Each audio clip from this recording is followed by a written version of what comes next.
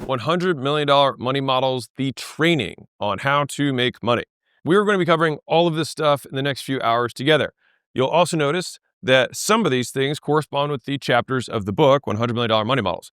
You'll also know that some of these things are not included in the book. And that is because some of these things are extras. They're Easter eggs. They're my gift to you for actually making it over to the internet where you can watch with your eyeballs and listen with your earballs. I will have things that are additional to the book chapters that go in a little bit more depth, because with a book, you have to be super constrained in terms of attention. With videos, they can be a little bit more engaging. And so I cover a few more examples, few different examples, and add in some chapters that I ended up cutting out in the final version. So enjoy. With that being said, let's get into context. Context. The purpose. So why does this book exist? The $100 Million Offers books answered the first question, what do I sell? Because if you have nothing to sell, there's nothing you can do. Now, from there, once you have something to sell, you need somebody to sell it to, because you still can't get money unless you have a person who gives you that money. Great. $100 Million Leads answer that question, which is how to get strangers to want to buy your stuff, which the subtitle of that is advertising, and the core 4 and lead getters and all the things we go into in that book. So why does Money Models exist? Well, Money Models exist between both of these books, which is how to monetize. If you have something to sell, and then you have people to sell it to, then you have okay, well, how do I get them to give me money? How do I get them to buy more stuff from me? How do I actually make a profit from this? And how do I profitably advertise in order to let even more people know? All of those questions were answered in this book. And to give you a little bit of backstory on this really quickly, I wrote this book first. And it was because this was my cookbook for making money. This was all the tricks that I knew about making a business make more money. But then I was like, okay, I can't wait to release this thing. And then I realized, oh shoot, unless they know how to advertise, they're not gonna be able to use any of the stuff in this book. So I was like, okay, I gotta start writing this book on leads and advertising. And as I was writing this book on leads and advertising, I was like, oh crap, if they don't have anything to advertise, they're not gonna be able to use this book. So then I had to write leads. So I ended up having to write 2 books in order to get to this third book in the trilogy, which I'm excited to share with you now. So why do I write these books? This is a little Isaac Newton. If I have seen further than others, it is by standing upon the shoulders of giants. And so my goal is to pass as much on to you as I possibly can, and hopefully make you lots and lots of money. And maybe someday you hit me up and say, hey, can you invest in my company? And I'd be happy to do that. Otherwise, just make money. I'm gonna die, so are you, and at least we can share some stuff. All right, big picture, we're all here because other people in the past documented what they did for generations. We may not remember the names, but we do pass on the learnings. And so that's kind of my goal here. And so education is the greatest legacy of all. That's why I make all the stuff that I make. All right, and so consider the alternative. You live a life amassing education and then you die. And then everyone has to relearn what you learned. Everyone suffers what you suffered. What a waste of a life. And so I do this while I grow because I don't want to forget the little details at the end of my life. Because some people are like, oh, I'm going to document at the end. It's like, well, you're going to forget all the details by then. And so I try and make as much stuff as I can as I go up. Breadcrumbs, if you will. Simple skills are easy to teach. Complex skills often include some type of mentor or apprentice relationship for years to transfer knowledge. So think about like deal making, surgery, scientists. Those are things that usually are complex skills, but it's more so that there's just bundled terms that have many skills underneath of them. And so it's more that people have a harder time quantifying it than it is that they are complex versus simple. But the thing is that there's not very many apprenticeships for business. This is the problem, right? And so my books and my trainings are my attempt to mimic apprenticeship at scale. So here's the problem this book solves. Most advertising isn't profitable, AKA people lose money getting customers. And so let me explain how this works. Let's say you make $1,000 in profit per customer over the lifetime. So this would be a lifetime gross profit of $1,000. And it costs you $100 to get a customer. That's CAC, cost to acquire a customer, CAC. So LTGP is 1,000, CAC's 100, LTGP to CAC, which is a ratio, is 10 to 1, which means for every dollar you put in, you get $10 back out. Now you should make that trade every time. But what if you make the $1,000 in a bulk payment 12 months later? Well, shoot, so that means you put $100 out today, and then you do all this work, and then you get paid a year later. Ugh.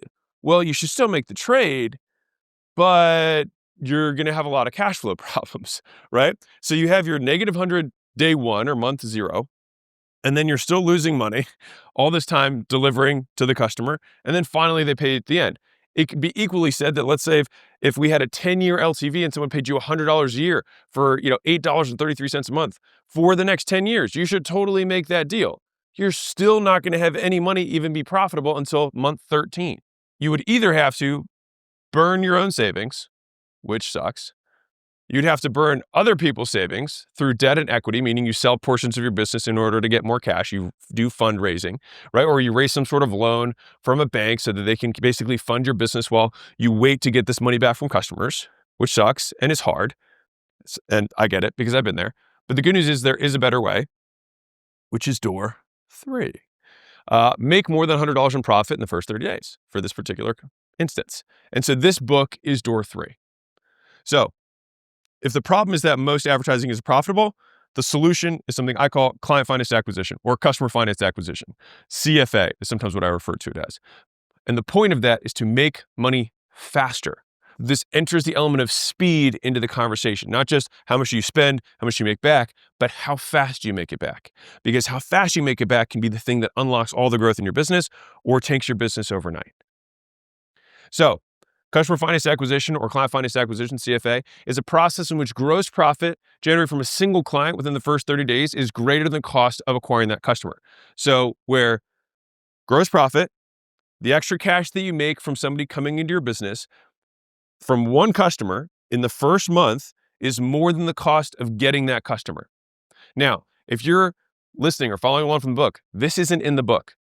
And the reason for that is that every single of my proofreaders, as soon as I start getting into math, they're like, I don't know if people are going to be able to follow along with that. And so I ended up just cutting the math sections from the book, but they are here because it's important.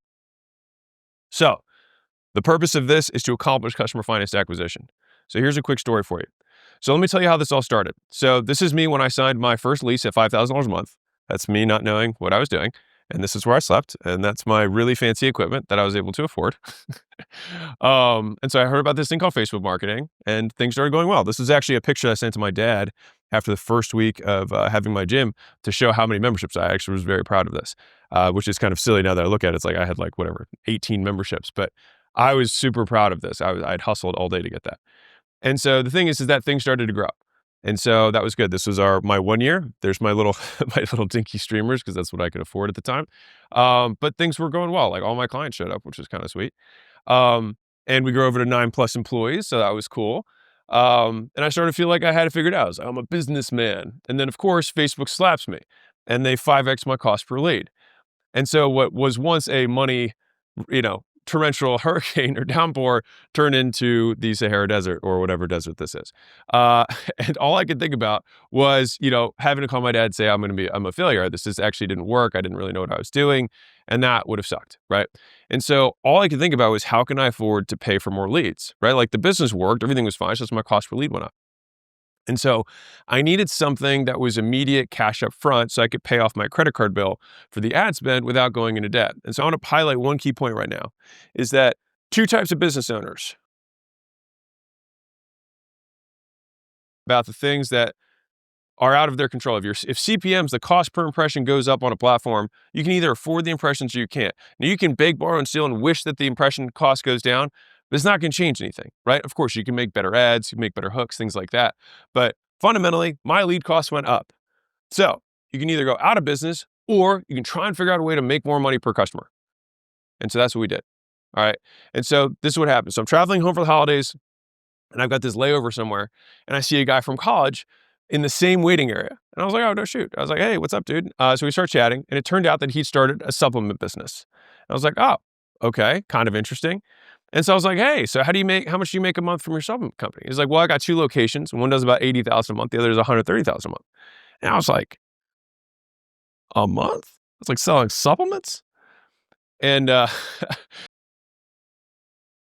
guy can make an extra $80,000 a month selling supplement without any members. I got a gym. He has no gym. I've got a gym with members. He doesn't have members. I was like, I can definitely sell 20 grand a month with my members just to cover my costs. And so I put an order for supplements to resell at my gym. And at first, of course, no one bought until one day I was able to make a sale.